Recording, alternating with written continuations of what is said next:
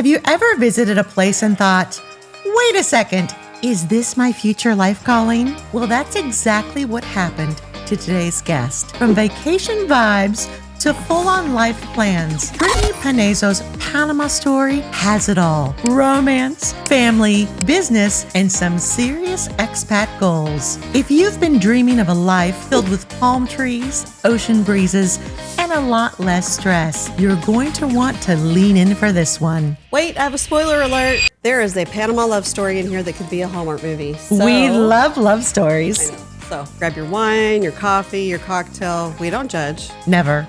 Get ready for some expats magic. No sugarcoating, no fluff, just real talk from people who've actually done the thing. Joining me are my pithy co-hosts, Stacy Jenks, a vacation property management expert, and Amanda Gleason, a turnkey decorator. Today's guest, Brittani Panezo, is a vibrant, globe-trotting American who first fell in love with Panama in 2016 and never looked back. Originally from the eastern U.S. and now living in Dallas, Texas, she met her husband in Panama, started a family, and even launched a company, Paradise Travel Latin America, a boutique travel concierge company with her mom. Now Brittani is planning her family's full-time move to the country that stole her heart. Yay. Brittani, welcome to the show.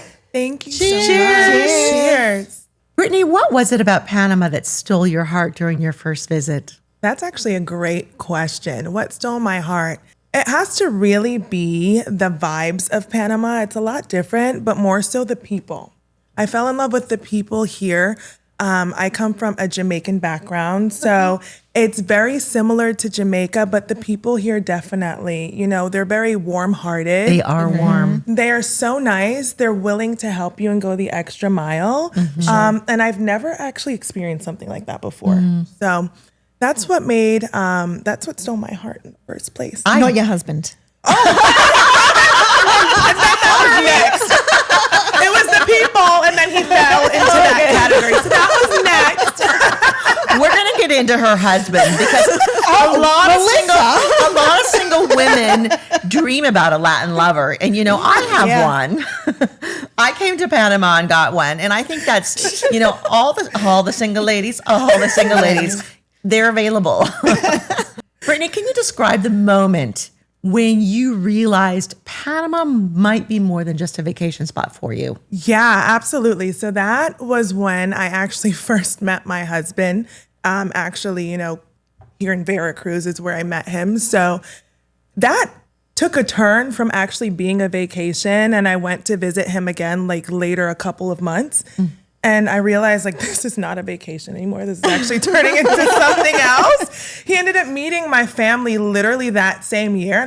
And it took, my life for a spin, and it went to something further than an actual vacation. Wonderful. So things got real fast. Real fast. I actually, it came out, this was cute, and I didn't think I should let this go any further, but it actually did when he met my parents. So what were your girlfriends saying back home?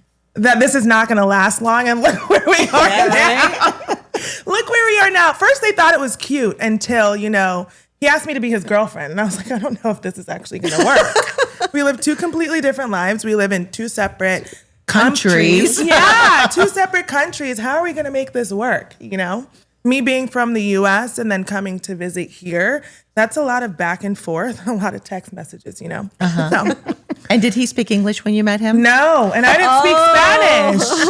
And I didn't speak Spanish. I have one of those. Yeah, I didn't speak Spanish at all. So we need to backtrack on how you met. So yeah, we met here in Veracruz at the Westin Playa Bonita. I was visiting on vacation, and there were a group of Panamanian men playing soccer. So he was playing beach soccer at the time. Shirts off?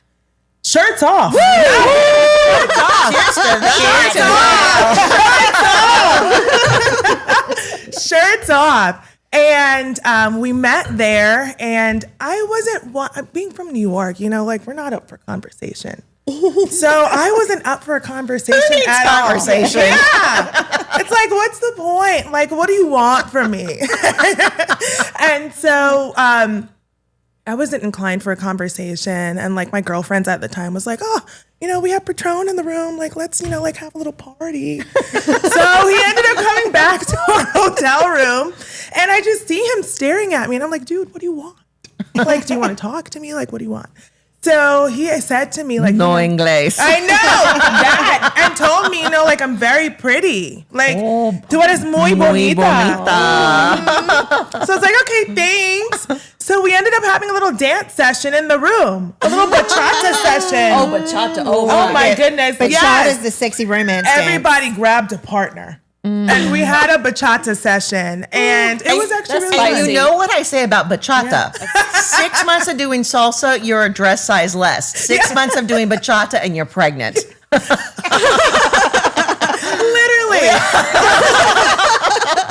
Literally. So we ended up having a little bachata session, and I was actually scheduled to leave the next day. Oh. And so I didn't really want to talk to him, but he came back with a haircut. You can't go wrong with a haircut. No. Came back with a haircut, and I was like, okay, you can have my number. You can have my number. He invited me to Mexico to watch him play beach soccer for Copa. Oh, wow. Okay. Yes. So for CONCACAF, I believe it was CONCACAF beach soccer at the time, sorry.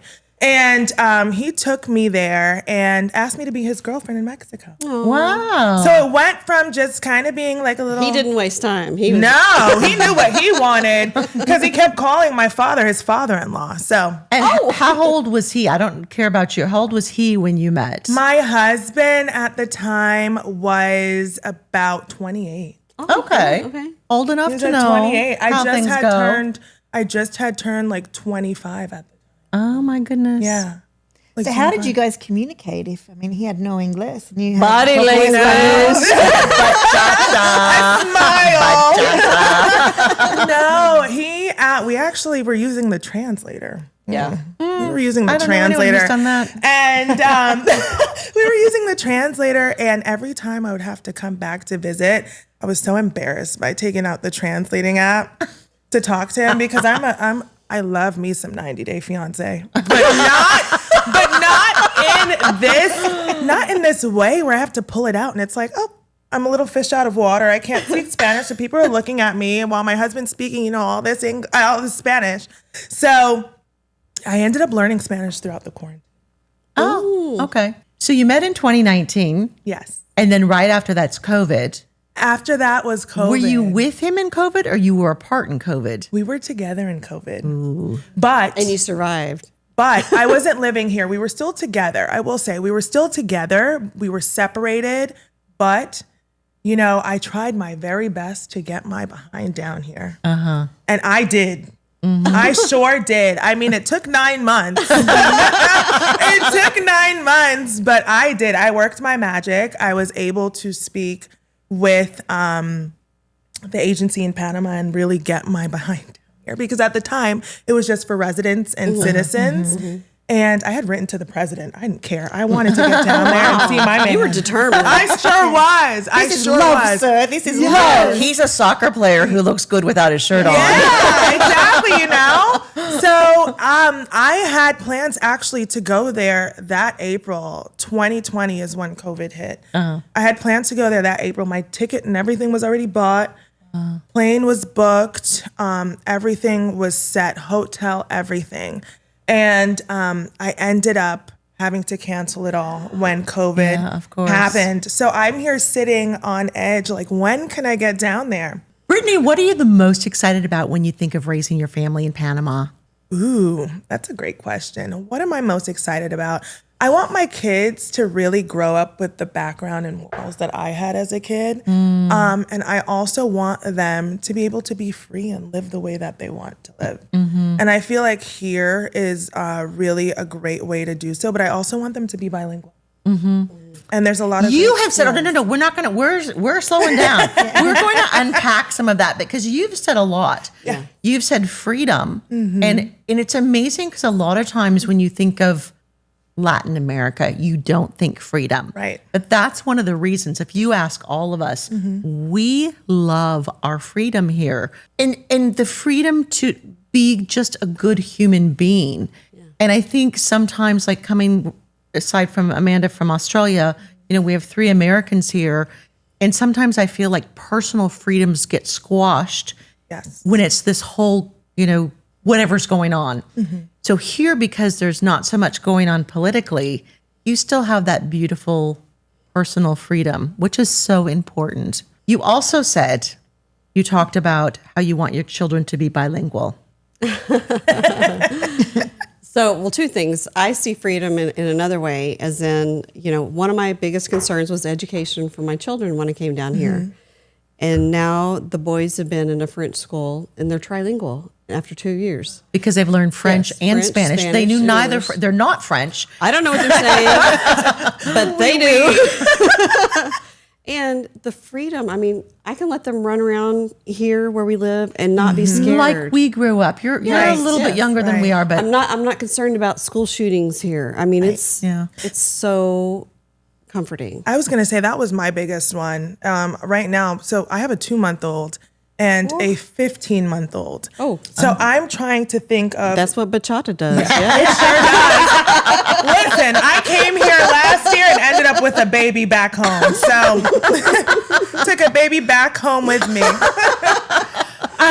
But yeah, no, that's what I think about is what's going on in the world today. And like, I don't want my kids to be around something like that. I want them to have their own freedom. Their families here as well, which is great. So I want them to grow up with their family. But yeah, so I definitely want them to be able to find themselves here, live freely the way they want to, and just be safe. Yeah. So your kids have dual citizenship. So yes, they do. They're American and Panamanian. Yes. You're a resident. Your husband's Panamanian. Yes. How has this connection to Panama changed your relationship with Panama? It's made me love it a lot more. Of course. I come because here, it's family now. Absolutely. I come here I try at least like 2 to 3 times a year. So, just so that my kids can see their family, spend time with their family, and also just spend time here. It's great. It's a breath of fresh air. I love it. There's always something to do. The people are great and it's cheaper. Yeah. It's a lot cheaper. It's a lot cheaper. So I love it here. So now that you've got your Panamanian family, what would you say are the biggest differences between the concept of family in the US and the family that you've been absorbed into here? Well, let's just say family is everything here. For sure. 100%. Yes. So in Panama, it's family or nothing. In the US, it can be a Sunday and, people are still working. Here, people are not working on a Sunday. They are not. It's a family day, and everybody's about family, and that's what I'm really about. That's what my husband's about. That's what my family is about, and I just love it. I love that they really focus on that here because without family, you don't have it. That's right. And people take care. Panama does not have a lot of the independent living facilities that they have in the U.S. because the family is going to take care of you when your parents and grandparents get older. In fact, if there aren't enough bedrooms for everyone to have a bedroom, the oldest person gets the bedroom. Correct. They're given the good slice of meat, as an analogy. Whereas in the United States, it's different. I don't think we care for our old people. Definitely not in the same way. Yeah. And probably Australia is the same. Australia, very similar to the US, I think, in that regard. Right. But, you'll see grandma and grandpa in many families just on a couple of occasions per year. And one thing that I love, my next door neighbors are in their late 80s. And whenever we go anywhere with them. 88. Yeah, 88. We actually celebrated his 89th birthday. And then after the birthday party, he was like, oops, I'm only 88. So we're still not sure if he turned 88 or 89. We're still not sure how old he is. Doesn't matter. But the point is, whenever they go somewhere, or when her mom comes, or when my mom comes to visit, people help. They will stop. When my mom came last time, she was in a boot in a wheelchair because she had broken her foot. People that we didn't know were helping us through the airport, stopping, caring, giving her preferential treatment. Yeah. And I don't think that happens in a lot of the world. Yeah. So it is lovely. It is a beautiful place to live. It is. What is something uniquely Panamanian that you hope to pass on to your children? Ooh. Besides bachata. Besides bachata. I'm a really good cook, and I've actually learned to cook Panamanian food because of my husband. Okay. What's your speciality in the Panamanian food? So I love pollo guisado. So I make pollo guisado and I make arroz con guandú. So that's like That is Panamanian. Yes. Yeah, classic. Now, Classic. say what that is for those. Yes. So pollo guisado is pretty much chicken in like a nice savory sauce. And then the arroz con guandú is pretty much like your average like rice and peas, but it's with a green pea and in coconut. So it's really delicious. But yeah, I cook a lot. I've learned to cook because of my husband. He does not like eating out that much.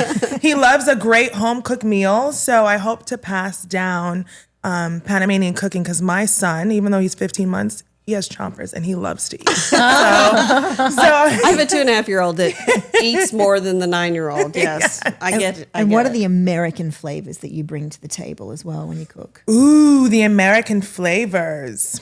A great question too. Besides, my average burger. Gotta love a burger. I love a burger. I love a burger. I love pasta. Oh, Yeah. I love me some pasta. too. I cook pasta all the time. What's your specialty? I make a seafood pasta. Well, I mean, this is the right place for it. Right place. Yeah. I would always go to the fish market here and buy it and make it. And my husband would ask me to make it for his family members. But now I've gotten tired of my own recipes. I have to figure something else out. That's a very high compliment, though. If he's asking you to cook Yes, something for his for his family, family. Exactly. you're doing it right, girl. You're doing it right. Exactly. Add a little pesto in there to give it a kick. That's right. If Brittani's story is inspiring you, don't forget to like and subscribe, leave a comment, or share this video with someone else who you think may also be ready to make the change. And just from our perspective, when you subscribe, it helps our channel grow and it'll be such a big favor to us. It helps us more than you could ever know. As you're still in Dallas and you want to move to Panama, I think there's a lot of people in the same boat you are right now. They're at their home in maybe North America, maybe somewhere else, and they're dreaming about moving to Panama. Tell us about your timeline and what are you doing behind the scenes to prepare? So during my time here, we've been looking at places, and I'm actually getting my driver's license. Monday. Yeah, on Monday. So we've been doing. And you said that that's one of the ways you found me. 'Cause Yes. I'm probably the only person who has a video about how to get your driver's license. So we actually wrote down those steps and went and did it. So we're getting our driver's license on Monday, which I'm very excited about. Congratulations. Thank you. Got my residency already. Yay. I have my car here already, which is great. I'm just physically not here. So that's what we're working up behind the scenes. All that's left really is just to kind of pack up and move the kids here. So you are steps away Yes. from a full-time move. I am steps away. And what is it going to take to get you to take that next step? When my husband says, let's just go. Let's just go. When he's ready. And that will be very, very soon, hopefully this year. Okay, good. Yeah. So tell us about your travel agency, Paradise Travel Latin America. How did the business idea start and how does Panama play into it? So the business started actually in 2023 with my mom. As I gotten so many messages from people all over asking me for recommendations in Panama, whether it was to go to the disco, restaurants, you name it. They've been asking for recommendations. So I said to my mom, why don't we actually just make a business out of this? I'm giving away pretty much free content. Free information? Free information, free content. Anytime I come here, someone's always asking, like, what should I do? Where should I go? And, I have all the ins and outs. I go to the disco. I go everywhere. I'm up and down Panama. With a Why not? 2-month-old, you are impressive. Thank you. I actually just came from the disco the other day, so I made time. So yeah, everybody keeps asking me, and I told my mom, why don't we just really just do something? Giving away all this free content, let's do something. So we came up with the idea of Paradise Travel Latin America. So we curate pretty much vacation packages and excursions if you're looking for anything like beauty and spa, or if you want to do like a yacht charter or something like that, we take care of it for you on the back end. We love yacht charters. It's one of my favorite things in life. I love me a yacht too. Now, your mom is in the studio with us today. She is. We're actually going to put up some B-roll of her so you get to see her beautiful face. Tell us a little bit about your mom, because it looks like you guys have a very close relationship. Yeah, my mom and I are actually very close. So She doesn't look like your mom. She doesn't. I mean, like she could be your That's mom. so funny. Let me Like, read, like let me your read- older sister. Yeah. Yes. It's so funny because I actually get that all the time. And I'm like, my older sister, she's my mom. I'm like, she's my mom. But she has that very young face to her. She does. I do kind of look like her. So when you guys see. So yeah, my mom is actually just recently retired. She is a Panama resident as well. She's had her residency for about 5 or 6 years now. What's it like working with your mom? Oh, I love it. I love it. My mom and I have very similar personality styles, so we can clash just a bit. And we have similar attitudes. Mothers but- and daughters never clash. Yes. But we love working together because we bounce ideas off of each other. And there's a lot of trust, There's obviously. a lot of trust. There's a lot of trust. And I know I can count on her with Right. the business, and she can count on me. So it's great to work with my mom. Wonderful. And how do you balance? We've been talking about all these different things. You have children. You have a husband from here. You're coming back and forth. You have a business, and you're planning an international relocation. How are you balancing everything? I really try to, stay focused on the goal at hand, and what I want. I'm doing this, yes, for me, but also for my family. And I think it will benefit my kids in the long run by moving here, and I think they'll love it. So, with your clients, what do you think are the most popular travel experiences that you do get requests for? Obviously, the yacht is one of them. But what are the other things that people ask you to organize for them while they're here? Yeah, absolutely. So recently I had one that asked me to organize real estate. Like a real estate tour. Yeah, like a real estate tour, because she was looking to invest here as well. Well, now you know someone to refer. Exactly. She was looking for a real estate tour. I also get a lot of people that are looking to go to San Blas as well, and just kind of get out of the city and really go to like the beach side of things. Because that's like, San Blas is like the postcards. Oh my goodness, it's beautiful. It is beautiful. Rugged. Yeah. Right. Yeah. It's a trip. It's a trip, but it's beautiful once you get there. What would you say to someone who's curious about moving to Panama, but might be stuck in analysis paralysis? I hate analysis paralysis. I do too. Your pockets will thank you later. Exactly. Yeah. Oh, that's a Yes, good That's a one. good one, yes. Your pocketbook. Because, we tend to think, again, because we've been here a while, we tend to think of the lifestyle. Yes. But we save so much money here, and we couldn't have the same life, or I couldn't have the same life Not back home now. in the U.S. that I have here. Yeah, absolutely. Not at all. Absolutely. I would say down from the healthcare to the food, to the cost of living, Right. everything is a lot cheaper. Cost of rent in the U.S., it can take you far here in Panama. Exactly. Rent has Exactly. gone through the sky in Right. the U.S. Yes. It's crazy. It's And it's because ridiculous. home prices, you have higher home prices, you have higher rent. And here, when you rent, it's cheaper. When you buy, it's cheaper. Your closing costs, your, property taxes, all Maintenance, of that is monthly maintenance. is cheaper. I've done analysis in the past, like comparing Panama to Miami. For 1 month of maintenance carrying costs in Miami, you can pay an entire year in Panama. An entire year. It's crazy. Ridiculous. Yeah, no, and that's exactly why I'm ready to up and go, because when I see my bills every month, I'm just so flabbergasted at how much I'm spending per month, where I could be saving it when I live in Panama, especially when it's groceries too, and everything's fresh. Yeah, and there are several different ways to buy groceries in Panama. Obviously, if you go to like Reba Smith, that's the bougie store, and things are as expensive or more expensive than Whole Foods or something like that. But if you go to the fish market and the vegetable market, and we get our eggs from the hens that lay the eggs, When you're doing it like that, you're paying nothing. And Pocket also, change. and with the seasonal products like avocado and mango, when it's their season, people are giving them away. They're on the side of the road. Because they're falling off trees going to waste. So people are giving them away. And it's $2 like, for the size of my hand avocados. Yeah. Yeah, it's like a melon. Yeah. Exactly. Well, we just I got. didn't know what it was, remember? I was like, Melissa, what It's is so this? green. it's this big. What is this? Well, we just got 3 of them the other day for $5, and they're Yeah. huge. So I'm like to my mom, "You got to eat this all fast. It's gonna go to waste." It makes a guacamole. Yeah. And during mango season, what the plumber who does a lot of work for us, he brings me, like this morning, he brought me another bag of mangoes. And I love mangoes. My but are you favorite. running out of things to do with the mango? No. I could eat mangoes every day for the rest of my life. I love mangoes. I love mango season. Delicious. Final words.